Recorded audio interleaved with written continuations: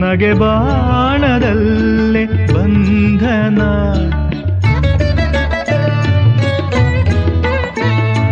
ಸವಿಯ ಮಾತು ಪೂರಣ ಶ್ರುತಿರಾಗ ಮಿಲನ ಜೀವನ.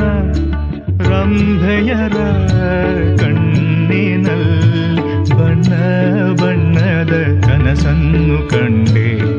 ಸಹಜ ಬದುಕೆ ದೂರವಾಗಿ ಮೇರೆ ಮೀರಿದೆ,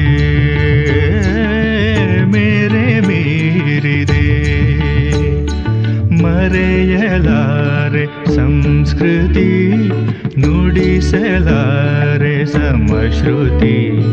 ಕನಸೋ ನನಸೋ ಅರಿಯನು